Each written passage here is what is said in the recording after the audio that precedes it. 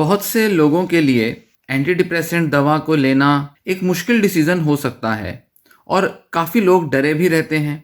और कई लोग डिप्रेशन या अपनी जो भी मानसिक बीमारी है उसके आने के कई महीनों बाद जाके अपनी दवा शुरू करते हैं, क्योंकि उनके मन में काफ़ी हिचक रहती है। साइड इफ़ेक्ट्स को लेकर भी काफ़ी सारे खौफ रहते हैं मन में। और इसी के साथ साइकेट्रिक बीमारियों को लेकर जो स्टिग्मा मौजूद है, इस वजह से लोग डॉक्टर के पास अपने इलाज के लिए जा भी नहीं पाते। साथ ही ज़्यादातर लोग नहीं समझते कि एंटी डिप्रेसेंट दवाइयाँ काम कैसे करती हैं, और इस वजह से दवाओं को लेकर जो काफ़ी सारी मिथ्याएं हैं लोगों में, वो बहुत ज़्यादा गहरे में बैठी रहती हैं। समस्या तब भी बहुत ज़्यादा बढ़ जाती है जब डॉक्टर भी आपको दवाओं के साइड इफ़ेक्ट्स या दवाओं के असर के बारे में सही जानकारी नहीं देते। डॉक्टर आपको दवा तो देता है डिप्रेशन के लिए कि ये डिप्रेशन की दवा लें और आपको आराम मिलेगा या आपका मूड अच्छा हो जाएगा, और आप भी इसी उम्मीद से जाते हैं कि शायद आप पहले जैसा महसूस करने लगेंगे जब आप दवा लेना शुरू करेंगे। पर बहुत से लोगों के लिए ये एक्सपीरियंस इतना सिंपल और इतना स्ट्रेट फॉरवर्ड नहीं होता, क्योंकि डॉक्टर्स आपको जो ज़रूरी जानकारी है वो देते ही नहीं। वैसे तो डिप्रेशन के सिम्टम्स को मैनेज करने में एंटी डिप्रेसेंट दवाइयाँ बहुत लाभकारी साबित हो सकती हैं, पर जब डॉक्टर आपको दवा के जो भी पॉसिबल आउटकम्स हैं, जो भी उसके असर हैं या जो उसके साइड इफ़ेक्ट्स हैं, अगर वो आपको इसके बारे में ना बताएं, तो ये जो दवा लेने का जो पूरा प्रोसेस है ये बहुत ही फ्रस्ट्रेटिंग हो सकता है। क्योंकि मैं एक क्लिनिकल साइकोलॉजिस्ट हूँ, इसलिए मैं अक्सर ऐसे लोगों से मिलता हूँ जिन्हें किसी न किसी तरह का मेंटल डिसऑर्डर का डायग्नोसिस मिला हुआ है, जिनमें से डिप्रेशन भी एक होता है। और मैं अक्सर देखता हूँ कि लोगों के जो डॉक्टरों के साथ अनुभव हैं वो काफ़ी अलग तरह के रहते हैं। डॉक्टर मतलब मैं यहाँ बात कर रहा हूँ साइकेट्रिस्ट की। क्योंकि क्लिनिकल साइकोलॉजिस्ट दवा नहीं देते, इसलिए जब लोग साइकेट्रिस्ट के पास जाकर दवाइयाँ लेते हैं और जिस तरह से डॉक्टर उनके साथ बात करते हैं या उनके साथ जिस भी तरह का अनुभव होता है, वो अक्सर लोग मुझे बताते हैं और कहते हैं कि उनको जो साइड इफ़ेक्ट्स आ रहे हैं उसके बारे में डॉक्टर उनकी बात सुनते नहीं, या डॉक्टर ने उनको कई चीज़ें बताई नहीं। इस वजह से लोगों के मन में काफ़ी शिकायतें रहती हैं। तो मैंने कई लोगों से पूछा, कई पेशेंट से ये जानकारी जुटाने की कोशिश की कि ऐसी वो क्या चीज़ थी जो कि उनके डॉक्टर ने उन्हें नहीं बताई, पर पेशेंट को ऐसा लगता है कि उसे इस बारे में डॉक्टर को ज़रूर बताना चाहिए था।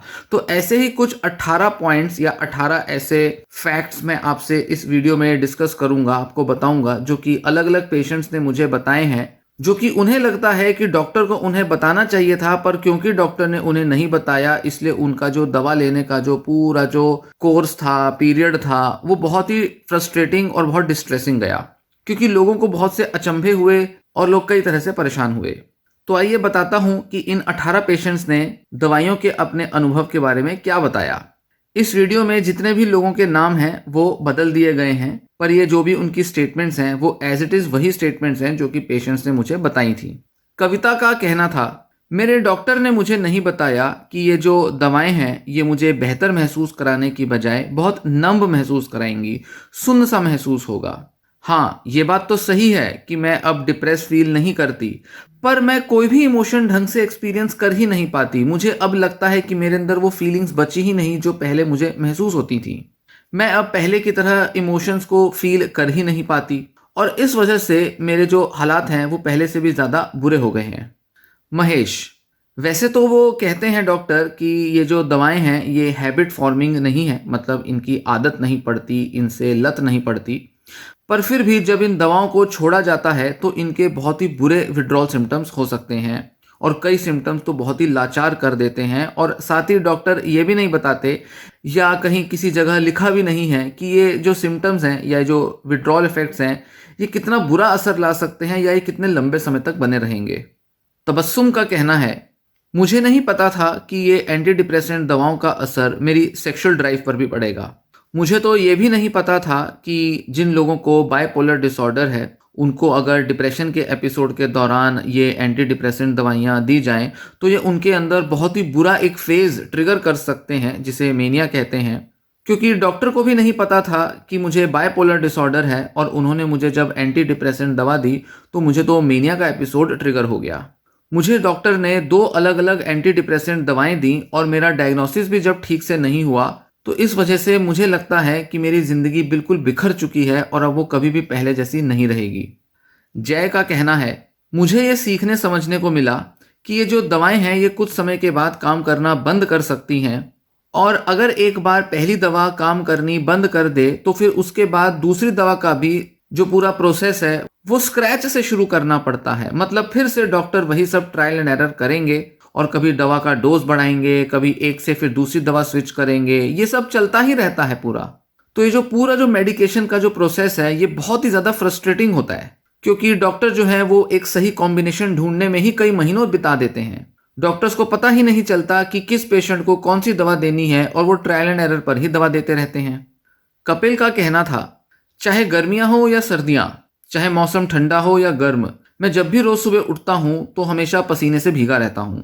मुझे नहीं पता था कि यह भी कोई साइड इफेक्ट होता है, क्योंकि मैंने इसके बारे में ना कभी पढ़ा था ना कभी सुना था। पर जब मैंने अपनी खुद की रिसर्च की तो पता चला ये भी एक ऐसा साइड इफेक्ट होता है जो कई पेशेंट्स एक्सपीरियंस करते हैं। जमुना ने बताया कि डॉक्टर ने मुझे कभी नहीं बताया कि मुझे शायद कई महीनों तक अलग अलग दवाइयों को ट्राई करना पड़ सकता है। एक के बाद एक कोई ना कोई दवा डॉक्टर देते रहेंगे और हर दवा के अलग अलग साइड इफ़ेक्ट्स मुझे एक्सपीरियंस करने को मिलेंगे, जिसकी वजह से मेरे घर का और मेरे जॉब का जो काम है वो भी बहुत अफेक्ट हो जाएगा। बावजूद इसके डॉक्टर मेरी कभी कोई सही दवा ढूंढ ही नहीं पाए। तो ना तो मेरे ऊपर दवाएं असर करी और इतने लंबे समय तक अलग अलग दवाएं लेने के मैंने साइड इफ़ेक्ट्स भी झेले, जिसकी वजह से मेरा काम और मेरी डेली फंक्शनिंग भी अफेक्ट हो गई। तमन्ना का कहना था कि मुझे पता ही नहीं था कि एंटी डिप्रेसेंट दवाओं के भी इतने सारे क्लासेस और टाइप्स होते हैं, और डॉक्टर जो हैं वो अलग अलग दवाइयों को ट्राई करते ही रहते हैं।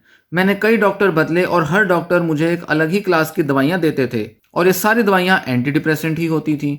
मुझे लगता था कि डॉक्टर ने शायद कोई नई दवा दी है तो शायद ये बेटर असर लाएगी, पर सारी की सारी दवाइयाँ एक ही जैसी साबित हुई, और हर डॉक्टर जो था वो अलग अलग तरह से दवाइयाँ बदलता रहता था या उनकी डोज चेंज करता रहता था। तो ऐसा क्यों नहीं था कि कोई एक ही दवा होती जो सब पेशेंट्स को दी जाती, या डॉक्टर एटलीस्ट बता देते कि क्यों अलग अलग दवाइयाँ पेशेंट्स को देनी पड़ती हैं। अलीशा का कहना था कि ना ही सिर्फ ये दवाइयाँ नेगेटिव फीलिंग्स को कम करती हैं, जबकि ये पॉजिटिव फीलिंग्स को भी कम कर देती हैं। मेरे लिए तो इस दवा ने दोनों ही टाइप की फीलिंग्स को ऑलमोस्ट कम कर दिया।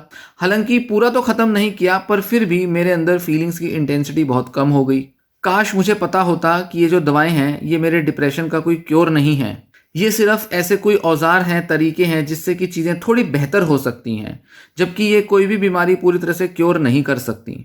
इन दवाइयों को लेते हुए भी आपको काफ़ी मेहनत करनी पड़ती है और कोई ना कोई तरीके लगाने पड़ते हैं जिससे कि आप अपनी कंडीशन को बेहतर बना सकें और अपने को ठीक रख सकें, जैसे कि साइकोथेरेपी या योगा और मेडिटेशन। किशोर ने बताया कि मुझे इस बारे में बिल्कुल भी नहीं पता था कि मेरे को इन दवाओं को लेने के बाद बहुत ज़्यादा क्लियर से ड्रीम्स देखने को मिलेंगे। मैं रात को सपने देखता था और इतने रियल लगते थे ये ड्रीम कि कई बार सुबह उठने के बाद मैं फ़र्क ही नहीं कर पाता था कि मैंने जो देखा वो कोई सपना था या सच में मेरे साथ कुछ ऐसा हुआ है। इन दवाओं की वजह से तो मेरे सपने और भी ज़्यादा बढ़ गए।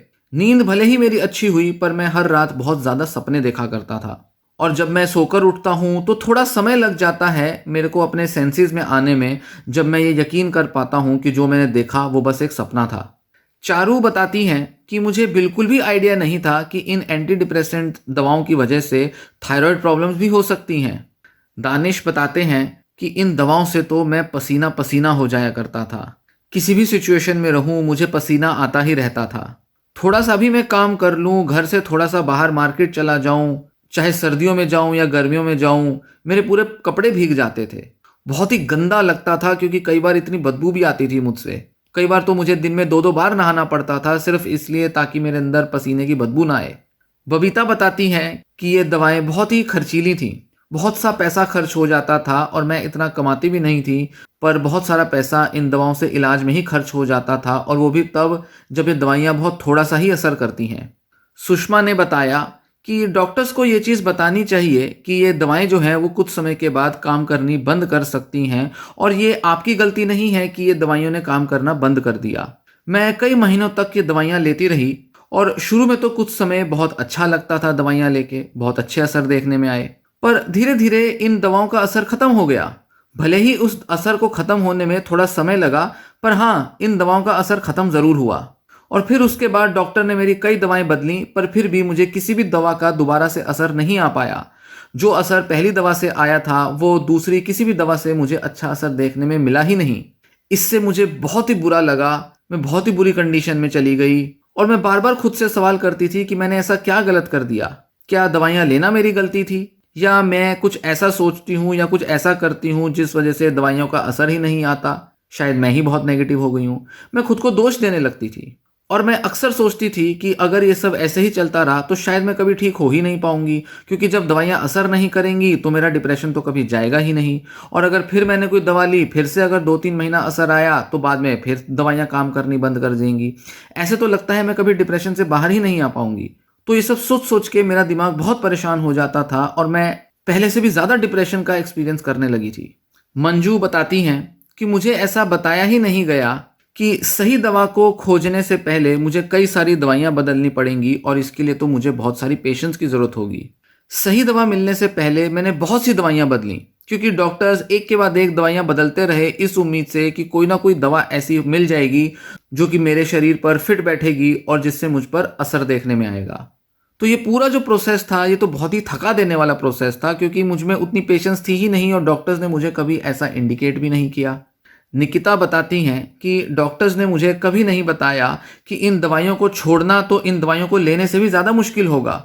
दवाइयाँ जब मैंने लेनी शुरू की थी तो थोड़ी बहुत मुश्किल आती थी, पर फिर भी मैं उसे टॉलरेट कर गई। पर जब दवाइयों को छोड़ने की नौबत आई तब तो मेरी हालत और भी बुरी हो गई, क्योंकि हर छोटी मोटी डोज चेंज करने के बाद मेरे को विड्रॉल सिम्टम्स आते थे जिनका असर मुझ पर पहले से भी ज़्यादा बुरा होता था। ब्रेन ज़ैप महसूस होता था, लगता था जैसे दिमाग में कोई बिजली का करंट दौड़ा है और कई बार मूड स्विंग्स आते थे। ये तो बहुत आम से एक्सपीरियंस थे जो मैं महसूस करती थी जब मैं दवाइयाँ छोड़ने लगी थी। और मैंने तो दवाइयाँ डॉक्टर की सुपरविजन में ही छोड़ी। इससे तो अच्छा था कि मैं दवाइयाँ लेती रहती, चाहे मुझे ज़िंदगी भर दवाइयाँ लेनी पड़ती। पर दवाइयाँ लेना भी कोई इतना अच्छा एक्सपीरियंस नहीं रहा, क्योंकि मेरे अंदर ऐसा लगता था सारी फीलिंग्स ही ख़त्म हो गई हैं। मैं हंसूँ या रोऊँ सब एक बराबर लगता था। तो ये ऐसे सारे दवाइयाँ तो मेरे लिए बहुत ही ज़्यादा डिस्टर्बिंग हो गई। सुहासिनी बताती हैं कि ये जो दवाइयाँ हैं ये आपका वज़न बहुत ज़्यादा बढ़ा सकती हैं बहुत ही थोड़े से समय में। कुछ ही हफ्तों में मेरा 10 किलो वज़न बढ़ गया था और इसके बारे में डॉक्टर्स ने कुछ भी नहीं बताया मुझे दवा देने से पहले। लोकेश बताते हैं कि मुझे डॉक्टर्स ने तो ज़रा सा भी आइडिया नहीं दिया था कि इन दवाओं की वजह से मुझे मेमोरी प्रॉब्लम्स भी आ सकती हैं। एक तो डिप्रेशन की वजह से भी मेरी याददाश्त कम हो रही थी और ऊपर से ये दवाइयाँ लेने से तो मेरे लिए और भी मुश्किल हो गया था रोज़मर्रा की छोटी-छोटी चीज़ों को याद रख पाना। और फ़नी बात तो ये है कि इन दवाओं को लेने के बाद तो ऐसे हाल हो जाते थे कि कई बार मैं दवा लेना ही भूल जाता था। तो फिर किस काम की ये दवा जब मैं दवा लेना ही भूल गया? समीरा बताती हैं कि इन दवाओं को लेने के बाद भी आपको बहुत बुरे ऐसे मोमेंट्स एक्सपीरियंस करने को मिलेंगे जब आपका मूड बहुत बुरा हो जाएगा।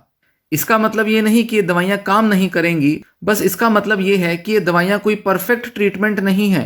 ऐसा नहीं है कि इन दवाओं के बाद आपके नेगेटिव फीलिंग्स पूरी तरह से चले जाएंगे। आपके अंदर मूड स्विंग्स फिर भी आते रहेंगे। दवाइयाँ लेते हुए भी कई बार आप थोड़े बहुत उदासी के एपिसोड महसूस करेंगे। इसीलिए बहुत ज़रूरी होगा कि आप कोपिंग स्किल्स सीखें, ताकि आप खुद को और अपने मन में आने वाले उतार चढ़ावों को खुद ही संभालना सीखें। तो ये रहे 18 लोगों के कमेंट्स जिन्होंने इन दवाओं को लेने के बाद कुछ ऐसे बुरे एक्सपीरियंसेस किए जिसके बारे में अगर डॉक्टर उन्हें पहले से बता देते तो शायद पेशेंट्स बड़ी सावधानी के साथ ये दवाइयाँ लेते, या शायद कई लोग दवाइयाँ ना भी लेते। पर फिर भी डॉक्टर्स की गाइडेंस ना मिलने की वजह से लोगों को इन दवाइयों को लेते हुए बहुत बुरे अनुभवों से गुजरना पड़ा। और ये कुछ ऐसी चीज़ें थीं जो कि अवॉइडेबल थीं। मतलब अगर डॉक्टर्स चाहते और थोड़ा सा प्रयास लेते तो लोगों का ये जो एंटी डिप्रेसेंट दवाओं का लेने का जो पूरी जो प्रक्रिया प्रोसेस था वो थोड़ा बेहतर हो जाता, क्योंकि लोग थोड़े सपोर्टेड महसूस करते। लोगों को लगता कि हाँ, हमारे को डॉक्टर ने सही तरह से जानकारी और मार्गदर्शन तो दे ही दिया है, तो भले ही थोड़े बुरे अनुभव हो रहे हैं पर फिर भी हम डॉक्टर की गाइडेंस से दवाइयाँ लेते रहते हैं और अच्छे से अपना ट्रीटमेंट लेकर हम अपने डिप्रेशन से बाहर आ जाते हैं। और इनमें से ज़्यादातर लोगों को डॉक्टरों ने कभी भी साइकोथेरेपी के लिए रिकमेंड नहीं किया था। इन 18 लोगों में से 15 लोग ऐसे थे जिन्होंने अपनी इच्छा से, अपनी खुद की समझ से जानकारी जुटाकर थेरेपी के लिए एक क्लिनिकल साइकोलॉजिस्ट को अप्रोच किया, मतलब मुझे अप्रोच किया। केवल 3 पेशेंट्स इनमें से ऐसे थे जिनको इनके डॉक्टर्स ने कहा था कि ये साइकोथेरेपी लें, और इनमें से मैक्सिमम लोगों को साइकोथेरेपी की मदद से अच्छा असर देखने में आया। हालांकि ऐसा नहीं है कि ये सारे पेशेंट्स ऐसे थे जिनके डॉक्टर्स ने उनको बाद में कोई हेल्प नहीं करी। कुछ डॉक्टर्स इनके ऐसे थे जिन्होंने पेशेंट्स के साइड इफेक्ट्स को मैनेज करने में उनकी मदद करी। पर फिर भी ज़्यादातर लोगों का एक्सपीरियंस अपने डॉक्टर्स के साथ बहुत पॉजिटिव नहीं रहा। ये समझने की चीज़ है कि एंटी डिप्रेसेंट का जो एक्सपीरियंस है वो बहुत से लोगों के लिए अच्छा नहीं होता। हालांकि इसका मतलब ये नहीं कि ये दवाइयाँ ना ली जाएं, पर फिर भी बहुत से लोगों के लिए ज़रूरी नहीं कि वो डिप्रेशन से बाहर आने के लिए एंटी डिप्रेसेंट दवाइयाँ ही लें। लोगों के पास एक अच्छी चॉइस है कि वो एंटी डिप्रेसेंट के ऑल्टरनेटिव के तौर पर साइकोथेरेपी को चुन सकते हैं, क्योंकि डिप्रेशन एक ऐसी बीमारी है जिसका बहुत अच्छा इलाज साइकोथेरेपी की मदद से हो सकता है, जिसमें मेनली कॉग्निटिव बिहेवियर थेरेपी शामिल है। अगर आपको डिप्रेशन का डायग्नोसिस मिला है, चाहे आपकी कंडीशन कैसी भी हो, चाहे आपको बायपोलर डिप्रेशन हो या यूनिपोलर डिप्रेशन हो या किसी भी दूसरी वजह से आपको डिप्रेशन हुआ हो, तो अगर आपको डॉक्टर्स एंटी डिप्रेसेंट दवा देते हैं तो ज़रूरी है कि आप पहले इस दवा के बारे में रिसर्च करें, जानें, पढ़ें, समझें, देखें कि ये दवाइयाँ आप पर कैसे असर कर सकती हैं और इनके किस तरह के साइड इफ़ेक्ट हो सकते हैं। और जब आप सेकंड या थर्ड मीटिंग में डॉक्टर के पास जाएं तो अपने सवाल तैयार कर लें। डरे ना इस चीज़ से कि डॉक्टर तो हमारी सुनता ही नहीं है, डॉक्टर तो कोई जवाब ही नहीं देता, डॉक्टर तो बस जिद करता है, जोर ज़बरदस्ती करता है कि दवाइयाँ लेते रहो, फालतू सवाल मत पूछो। और यहाँ पर आपको भी ये जिम्मेदारी लेनी है कि अगर डॉक्टर आपको कुछ सवालों के जवाब देता है तो आप उन जवाबों को समझने का प्रयास करें। हो सकता है कि कुछ लोगों के लिए वो जो जवाब होंगे उनको समझना मुश्किल होगा, पर फिर भी प्रयास लें कि आप उन जवाबों में एक संतुष्टि ढूंढ पाएं। नहीं तो आप सवाल पूछते ही रह जाओगे और डॉक्टर्स कभी ना कभी तो आपसे चिढ़ ही जाएंगे। पर जैसा भी मामला हो, आपको अपने इलाज के बारे में सही जानकारी लेना बेहद ज़रूरी है। और अगर 2-3 विजिट्स के बाद भी डॉक्टर आपको सुनने को तैयार ना हो, आपको ज़बरदस्ती कहता रहे कि बस दवाइयाँ लेते रहो, फालतू सवाल मत पूछो, कुछ ऐसा आपको बोले या कोई जवाब ही ना दे, तो बेहतर है कि डॉक्टर बदल लो। आज के ज़माने में इस तरह के डॉक्टर के पास जाना बिल्कुल बेकार है, जो कि आपके सवालों के ना जवाब देता है और ना ही आपको कुछ समझाने को तैयार होता है। क्योंकि आप एक बेहतर डॉक्टर डिज़र्व करते हो। आप एक ऐसी बीमारी के लिए इलाज ले रहे हो जिसने आपके जीवन को कई लेवल तक प्रभावित किया है। कई लोगों के लिए तो बिल्कुल जीने मरने का प्रश्न हो जाता है ये डिप्रेशन से जूझना और इन डिप्रेशन का इलाज लेना। तो ऐसे में अगर डॉक्टर आपको ठीक से गाइड नहीं करेगा तो एक तो वो डॉक्टर कहलाने लायक नहीं है और ऐसे डॉक्टर के पास जाने की कोई ज़रूरत भी नहीं है। तो डॉक्टर बदलें, 1 या 2 डॉक्टर बदलेंगे, कोई ना कोई डॉक्टर आपको एक सेटिस्फैक्टरी आंसर और एक्सप्लेनेशन ज़रूर देगा। तो डॉक्टर चाहे कितना ही बड़ा क्यों ना हो या चाहे किसी ने आपको उन्हें रिकमेंड किया हो, पर कोशिश करें कि डॉक्टर आपके सवालों के जवाब दे और आपके साइड इफ़ेक्ट्स या जो भी दुविधाएं हैं उसका ठीक से समाधान करे। तभी आप एक सफल इलाज अपने डिप्रेशन का ले पाएंगे।